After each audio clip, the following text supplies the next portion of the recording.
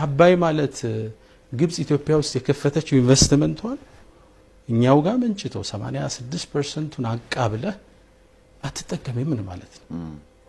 እና ጀስቲስ እስልምና በጥልቅ የሚያዘው የህይወት ዘይቤ ፍጥረት ዓለሙ የቆመበት ስርዓት ነው። ከዚህም በላይ ደመቅ አድርገው አንድ ትልቅ የሙስሊም ስኮላር አሉ ኢብኑ ተይሚያ የሚባሉ ፍትህን የገለጹበት ቋንቋ ጥልቅ ነው። አንድ ፍትሃዊ የሆነ ሙስሊም ያልሆነ መንግስት የሚመራው ጦር እና ፍትህን ያጓደለ ሙስሊም የሚመራው ጦር ቢጋጠሙ አላህ ድልን ለፍትሃዊው ሙስሊም ላልሆነው መንግስት ይሰጣል ይላል። ጀስቲስ ነው አላህ ነው። ሃይማኖትህ ምንድነው? ስምህ መሐመድ ነው አህመድ ነው አይደለም። አንተ ጋር ጀስቲስ ካለ አላህ ካንተ ጋር አለ። እስልምና የዚህን ያህል ነው። እምነት ዘለል ነው የፍትህ አቋም። ብሔር ዘለል ነው፣ ቋንቋ ዘለል ነው፣ ሃይማኖት ዘለል።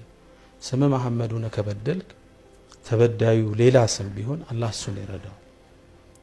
ፍትህ በእስልምና እጅግ በጣም ፕሮፋውንድ የሆነ አቋም ያለው ሐሳብ ነው። መልካም። እስኪ ቀደም ሲል ጥሩ አድርገው ገልጸውታል። በተለይ እስልምና ሃይማኖት አስተምሮቷልና ኢትዮጵያ ቀደም ሲል ነገር ኢትዮጵያ ፍትሃዊ የሆነ እንደውም እኮ እኔ ብቻ ልጠቀም አላለችም። ከ80 ምናምን በላይ ፐርሰንቱን ያዋጣች እኔ ብቻ ልጠቀም አላለችም። ግብጽም ትጠቀም፣ የተፋሰሱ ሀገራትም ይጠቀሙ፣ እኔም ልጠቀም፣ ህዝቤን ተደራሽ ላድርግ በመብራትም እየተባለ ነውና ነገር ግን ግብጽ ሃይማኖታዊ ይዘቱን ሰጥተዋለች ይሄን ነገር።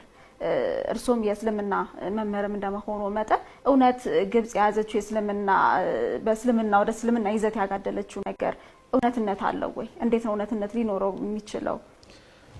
ይሄ ጨዋታ አያዋጣትም። ግብጽን ወደ እስልምና ከመጣሽ ምናልባትም አሁን ኢትዮጵያ የሰጠቻትን እድል ሁሉ ታጣለች። እስልምና እንደመርህ መብት ለላይኞቹ ነው የሚለው የነብዩ አስተምሮት ነው።